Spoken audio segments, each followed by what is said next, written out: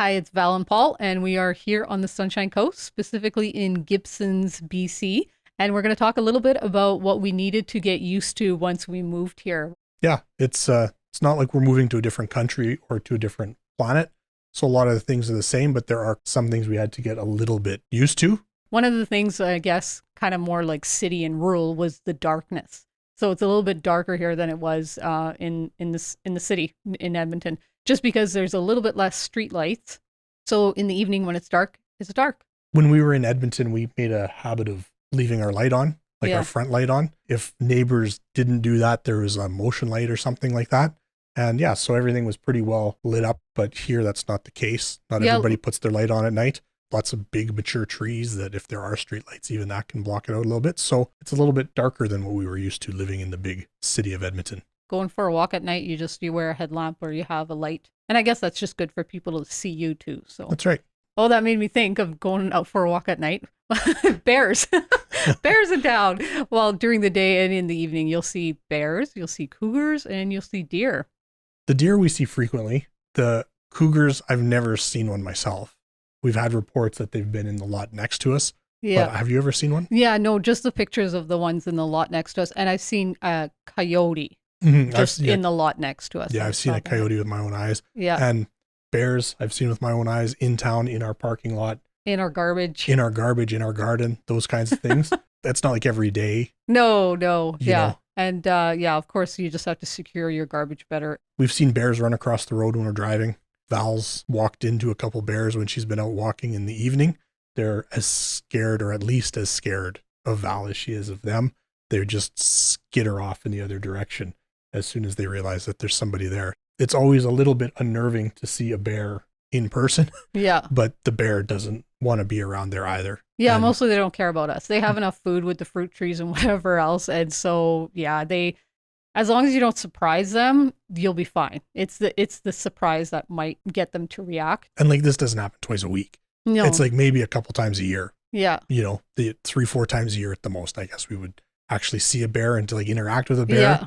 That there's one that is scared and runs off from us is like once a year, maybe. Yeah. Yeah. So Yeah. it's not something you need to be worried about every day. The beside the bear, I guess the other big one is the ferry. Yeah. Right. If you want to go to the city, it's a 40-minute ferry ride. And so getting used to a ferry to get back, we're on the mainland, but then to actually connect to the mainland, because how sound goes through the body of water that reaches up to Squamish, then that separates us from Vancouver. 10 minutes we're at the ferry terminal. Then you need to give yourself a little bit of time, get there early. In the wintertime, you can be there, I don't know, 15 minutes ahead, 20 minutes ahead of the sailing. But in the summer, if it's busy, you really have to plan ahead to make sure you get on that. And it's just something that you have to account for when you're traveling back and forth. Yeah, you'll definitely get to know the ferry schedule if it really matters to you that you have to cross often. We're used to the prairie roads, big wide shoulders, straight road, but here it's windy, narrow roads, and just slower because they are windy and narrow roads. So like a normal speed limit here is really like 70 kilometers an hour, but often people are driving a little bit slower. And then saying that there is an older population here, so you don't really want to tailgate people. Like especially in the dark, they will drive a bit slower and it might frustrate you. It's slower paced life, and I'm just gonna be nice to people on the road. In Alberta, when you're driving, there's the road and the ditch and then acres of farmland on either side of you. Yeah. But here it's pretty quickly that you get into the forest or you get into the trees or to a rock face or something like that. The road has to be a little bit narrower, and things that suffer then are like the shoulders. In some places we can have very narrow shoulders. So then if you see people walking or hiking or riding their bike, then you just have to be really aware that they're going to creep over and into the vehicle lane just because there's not enough room on the shoulder. Along with the road talk, you'll see a lot of driveways here that are pretty steep. And it was just kind of like, what are people doing with like 30 incline, 30% incline? Yeah, some of them are super, super or more steep. than that. Yeah. And yeah, you would just think with like snowy roads, snowy weather in Alberta and ice, you wouldn't do that. But here you do it because you just don't have that much room. Some of the properties that your driveway, and we're on hills, so that you just can't help but have a steep driveway, and you just deal with it. And a lot of these places, either the people have the vehicles to go up them or they just don't go. If it snows the 1 week out of the year, they don't go anywhere. They stay home. So we are kind of in a touristy town, so it does get busy in the summer. Definitely we notice a difference. In the summer it gets busier. You have tourists coming, you have people from the city who have a second home or they have a beach cottage that they come and spend time at. Things like that. That means there's longer lines at the grocery store. That means on the weekends, you'll probably have to wait if you go out for dinner someplace. It's just a little bit busier. In the wintertime, we pretty much have the place to ourselves. Yeah, Right? it's kind of nice. We look forward to that little slower season of October till April. Mm-hmm. Yeah. During the week in the summer, it's busier than in the winter, but it still's not crazy. And then like on long weekends, it can be really lots and lots of people, hard to find parking, that kind of thing. Tourism's a big deal for us. So we're happy to have the visitors, but you just have to be prepared for that. And it's really even not that busy. Like, No. it's just busy like compared. And Yeah. so like going to the grocery store will take us 5-minute drive instead of a 2-minute drive. And when I go hiking, I won't pick like a popular hike in the summertime or especially on the weekends, because then it'll just be busy. There'll be like 10 people on the trail. So instead I'll go find a hike that has like nobody knows about it or that might run into 2 locals instead. Winter time here. Tell me about the rain. There's lots of it. It's wet, but it's nice. Here, when it rains, it warms up a few degrees. Mm-hmm. So it's kind of nice.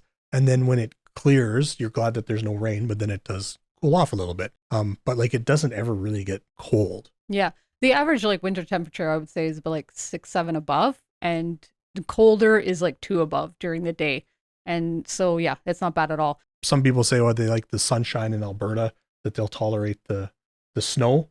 I won't take that deal. I'll take a little bit more overcast and no snow and no cold. Yeah. And it's not overcast for like 6 months at a time. Yeah. Like even when we get into the rainy season, like November, December, January, and it rains a lot, then you'll still, every second or third day, you'll get a half day where the sun's out and the sky's blue and it's nice. Yeah, like on your weather app, it'll show rain for a week. My mom will call me and be like, "Oh, you're getting rain all week." I'm like, "No, we got 2 hours of sunshine today." Like, so even the weather will say it's rain all week, but that's not really what's happening here. We're actually getting peekaboo sun times or at least a break from the rain. And then you'll see a bunch of people out. Oh, there's 2 hours of no rain. Everyone's walking their dog. We had to get used to stuff closing a little bit earlier than we were used to. Like when we were living in Edmonton, we would often go grocery shopping. Like you'd be out doing something and you'd be coming home late at night. So you'd stop at 11:30 at the grocery store and buy some odds and ends for the next day. But here, I think at 9 o'clock, the grocery store closes. Yeah, in the summer, they might be open till 10. But yeah, 9 o'clock seems more normal. It hasn't impacted us at all. We like it here. I'm not moving back. So yeah, those are the things we had to get used to when we moved to the Sunshine Coast. If you like that list, maybe give this video a like, subscribe to the channel. And if you've got a question about living in BC or on specifically the Sunshine Coast, just leave us a comment below and we'll either reply in the comments or do a video on that topic. Yeah, maybe even mention in the comments things that you had to get used to that we might have missed on the list. Thanks for watching. See you in the next video. Bye.